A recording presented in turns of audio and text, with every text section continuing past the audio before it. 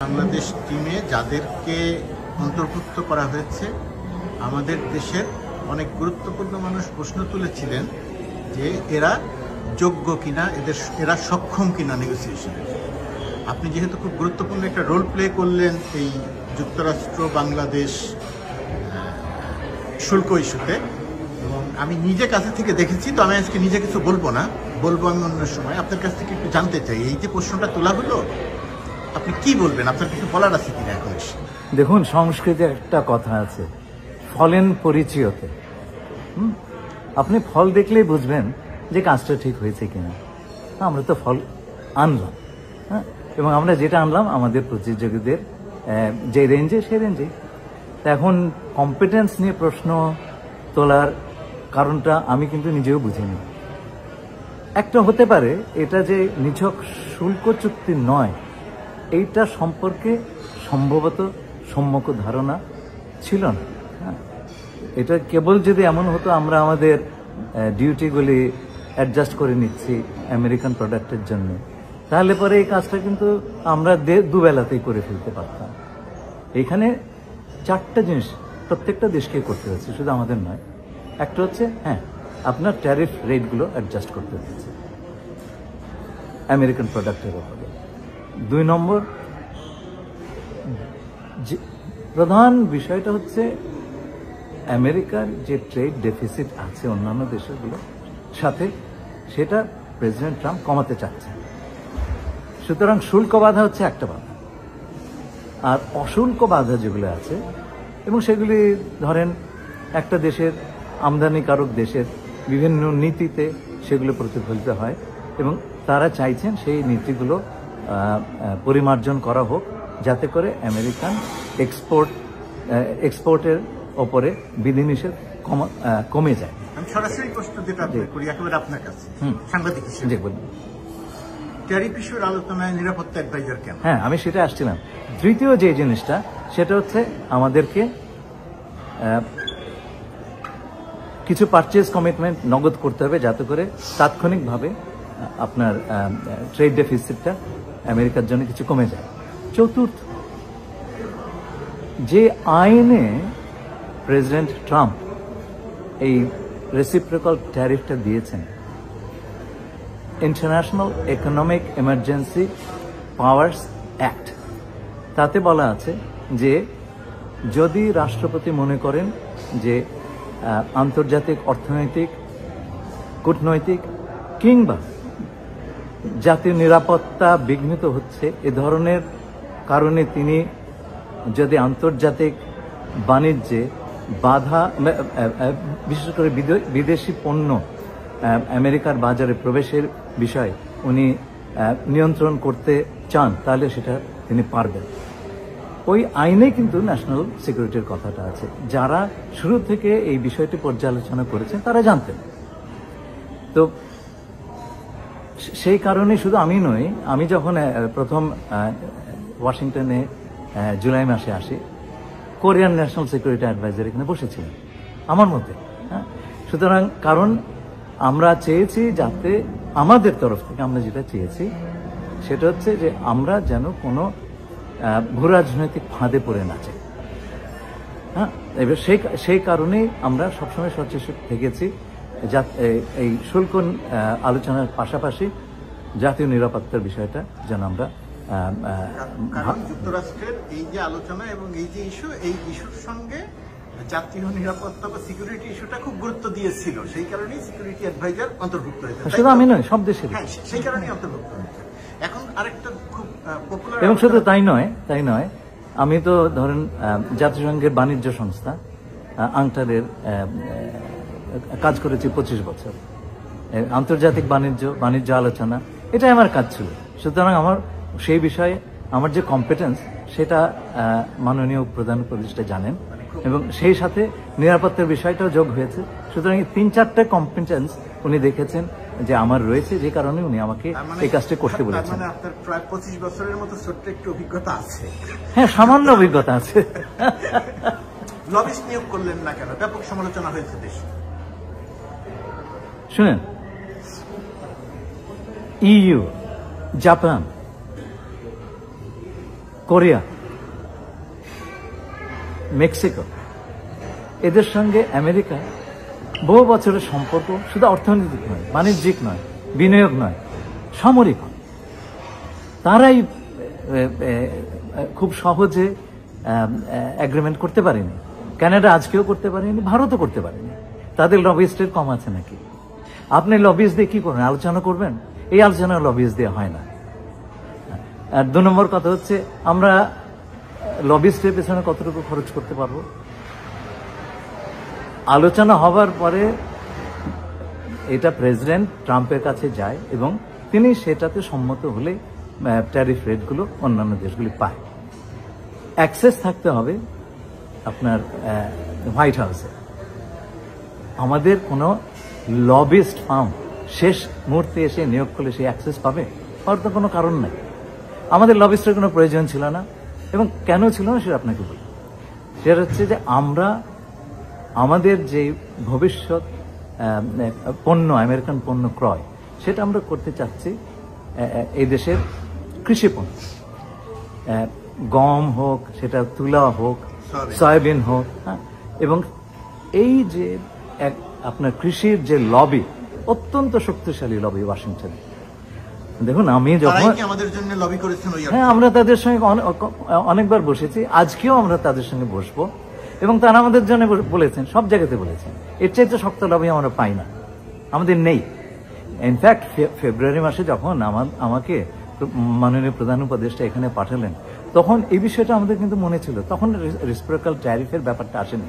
আমরা প্রথম দেশ যারা যুক্তরাষ্ট্র সরকারের কাছে এসে বলেছি যে আমরা নিজ থেকে ট্রেড ডেফিসিটটা কমিয়ে ফেলবো, এবং সেই ক্রেডিটটা কিন্তু আমরা এই পুরো আলোচনা কালে পেয়েছি। গতকালকেও তাদের ইউএসটিআর এর অ্যাসিস্ট্যান্ট ইউএসটিআর আমাকে সেই কথাটা বলেছেন। এখানে আমি আরেকটা প্রশ্ন করে রাখি, প্রশ্ন ঠিক নয়, বলে রাখি যে এই যে লবিস্টের প্রসঙ্গ যখন আসে, বাংলাদেশের জন্য তো আসলে আরো অনেকে অনেকভাবে কাজ করেছে, অনেককে অনেকভাবে কাজে লাগানো হয়েছে, যেটা হয়তো আপনিও এখন আলোচনায় করতে গিয়ে বলবেন না বা বলা ঠিক হবে না, তাই তো? আমি বলছি তাহলে একটা খুব গুরুত্বপূর্ণ ভূমিকা পালন করেছেন মধ্যপ্রাচ্যের আমাদের একটি বন্ধু প্রতিম দেশ।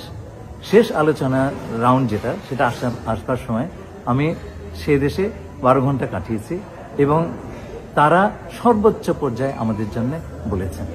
এবং সেটা হয়তোবা আমরা যে আলোচনা সম্পূর্ণভাবে শেষ করার আগে একটা রেট পেয়ে গেলাম, সেইটা তাদের সেই বদান্যতাটা কাজে লেগেছে। অথবা এখানকার অর্থাৎ যুক্তরাষ্ট্রের ওয়াশিংটনের একেবারে ভেতরেরও অনেকে আমাদের জন্য কাজ করেছে, ব্যক্তিগত সম্পর্ক, ডক্টর ইউনূসের সরকার, অনেক কারণে, যেগুলো হয়তো আমরা বলছি না বা আপনারা বলছেন না, বলা ঠিক হবে না, তাই তো? আমার বোঝাটা কি? আচ্ছা শুনুন, আপনি যখন মাননীয় প্রধান উপদেষ্টার কথাই বললেন, আমি এক্সপ্লিসিটলি বলতে চাচ্ছিলাম না, তবু বলি এইটুকু বলি, উনি এদেশে কংগ্রেশনাল মেডেল পেয়েছিলেন। এটা কিন্তু রিপাবলিকান এবং ডেমোক্রেট দুই দল মিলেই সর্বসম্মতিতে উনি পেয়েছিলেন। ওনার এই দেশে বন্ধু বান্ধব অভাব নাই। সুতরাং লবিস্টরা করবে কি ভাই? আপনি কত টাকা লবিস্টকে দিবেন? $1 মিলিয়ন? $1 মিলিয়ন লবিস্ট কোনো কাজ করবেন না। ওই লেখা আছে লবিস্ট ফার্মে, আমি তো আগে এই সমস্ত কাজ আগেও দেখেছি।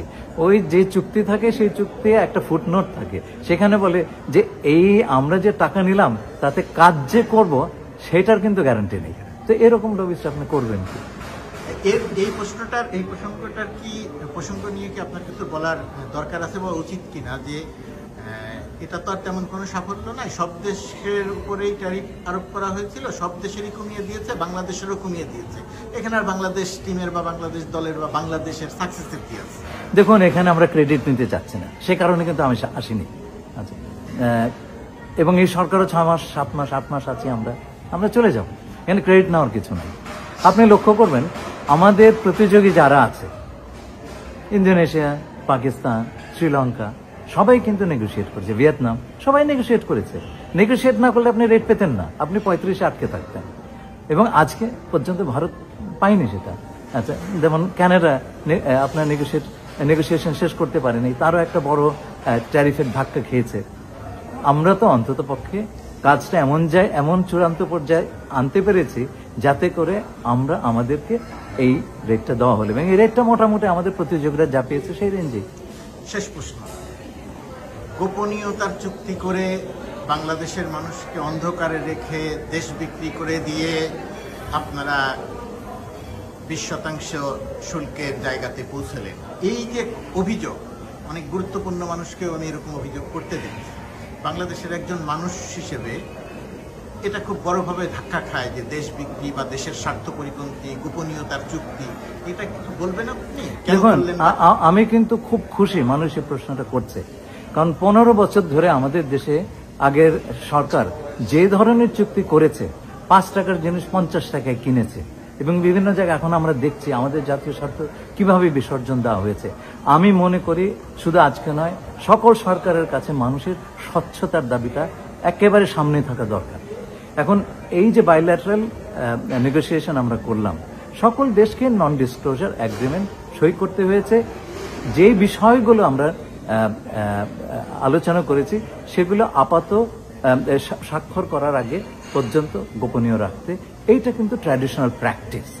আমরা যদি ধরুন আগামীতে গঙ্গা নদীর চুক্তি আলোচনা শুরু করি, খসড়া চুক্তি কিন্তু জনসমক্ষে প্রকাশ করা হয় না, সে ধরনের রীতি নেই। এটা একটা ডিপ্লোম্যাটিক প্র্যাকটিস।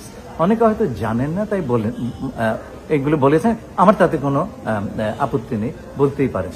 তবে এই চুক্তি যখন সমস্ত ল্যাঙ্গুয়েজগুলি ক্লিয়ার করা হবে, এইটা স্বাক্ষরের জন্য প্রস্তুত হবে, তখন আমরা যুক্তরাষ্ট্র সরকারকে স্বচ্ছতার কারণে এটা জনসমক্ষে যাতে প্রকাশ করা যায়, সেই রিকোয়েস্ট আমরা তাদেরকে করব।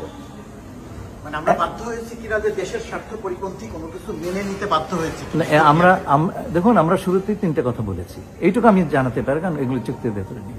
প্রথম কথা হচ্ছে যে আমরা এই সরকার একটা অন্তর্বর্তীকালীন সরকার, আমাদের কোনো পার্লামেন্ট নাই, এই সরকার জনগণের ভোটে নির্বাচিত নয়। সুতরাং আমরা আগামী যে সরকার ভোটে আসবেন তাদেরকে এই চুক্তিতে অব্লিগেট করতে চাই না, এবং সেই কারণে আমরা এই চুক্তির পরিবর্তন, এমনকি এটাকে বাতিল করার একটা ক্লজ আমরা রাখার কথা বলেছি। এবং 2 নম্বর কথা আমরা যেটা বলেছি যে আমরা আমাদের বহন করার যে শক্তিটুক আছে তার বাইরে আমরা তার অধিক কোনো অব্লিগেশন আমরা নেব না। এটা আমরা বলেছি গুড ফেথ নেগোসিয়েশনের জন্য। আমরা সৎবিশ্বাসে এমন শুধুমাত্র এই এগ্রিমেন্ট করার জন্য অব্লিগেশন নিয়ে নেব যেটা আমরা পরে পালন করতে পারবো না, তাহলে হবে কি যে পালন যদি না করতে পারি এটা ক্যান্সেল করে দেবে। তো সেই কাজে আমরা যাব না, আমরা বহনযোগ্য অব্লিগেশনটাই নেব, যেটা পারবো না নেব না। 3 নম্বর হচ্ছে আমরা 3 নম্বর হচ্ছে তৃতীয় কোনো দেশের এখানে মেনশন থাকবে না। এটা বাইল্যাটারাল চুক্তি, তৃতীয় দেশের কোনো ধরনের এখানে উল্লেখ থাকবে না। তো এইগুলো আমরা শুরুতেই করেছি, এবং আমরা এইটুকু বলতে পারি আমরা দেশের স্বার্থ পুরোটাই রক্ষা করেছি। আগামী নির্বাচিত সরকার, সে তো কয়েক মাসের মধ্যে আসবেন, তারা যদি মনে করেন এটা আমাদের স্বার্থে হয়নি, তারা বাতিল করে দিতে পারেন। এই চুক্তির কার্যকারিতা চালু হতে তো কিছু সময় লাগবে, তাই না? প্রশ্নের একেবারে প্রাসঙ্গিক যেটা মানুষের আলোচনায় আছে, 25টি বোয়িং কিনতে চাচ্ছে এবং সেটা আমাদের অর্থনীতির উপরে বিশাল বড় চাপ পড়ে যাচ্ছে বা চাপ পড়ে যাবে। বোয়িং কিনে আমরা শুল্ক কমালাম, এই যে আরেকটা প্রচারণা, এই জায়গাটা আপনার কোনো কিছু বলার আছে? দেখুন, শেষ করবে এটা নিয়ে। দেখুন, আমাদের 1 কোটিরও বেশি বাংলাদেশি প্রবাসী বসবাস করেন, অথচ এবং এটা আমাদের জন্য একটা বিশাল মার্কেট। আমরা সেই মার্কেটটাকে পরিপূর্ণভাবে এক্সপ্লয়েট করতে পারছি না। বিদেশি বিমানগুলো তারা ব্যবসাগুলো নিয়ে যাচ্ছে। আপনি যদি ফ্লিট না বাড়ান তাহলে পরে আপনার পক্ষে এই যাত্রীদের সার্ভিসের অধিক পরিমাণ যাত্রীর সার্ভিস আপনি দিতে পারবেন না। আপনি খেয়াল করবেন, একটা বিমান বানাতে কিন্তু বহু সময় লাগে। এটা আমরা ভবিষ্যতের কথা ভেবে করেছি। আগামী 10-15 বছরে আমাদের 20-25টা প্লেন লাগবে। ইন্দোনেশিয়া ভিয়েতনাম 50টা করে অর্ডার ভিয়েতনাম দিয়েছে। 100টা, ইন্দোনেশিয়া 50টা। আচ্ছা, তো সেইখানে এর আগে কাতার শখানেক প্লেনের অর্ডার দিয়েছে, তার আগে এয়ার ইন্ডিয়া সেই সম পরিমাণ। চীনও হ্যাঁ, order দিয়েছে। সুতরাং এখানে 400-500 প্লেনের অর্ডার তাদের কাছে আছে। এই 25টা আমাদেরকে ওনারা আগামী 10-15 বছরে দিতে পারবেন কিনা সন্দেহ, কিন্তু আমাদের প্রয়োজন হবে। জিনিসটা হচ্ছে কি, আমরা যদি এখন এই অর্ডারটা দিয়ে এই কমিটমেন্টটা না দিয়ে রাখি, ভবিষ্যতে আমরা সময় মতো বিমান পাবো না। সেই ভবিষ্যতের কথা চিন্তা করে আমরা করেছি। এইটা তাৎক্ষণিকভাবে কালকেই 25টা বিমান কিনে ফেলতে হবে, ওরা তো দিতেই পারবে না কালকে, তাই না?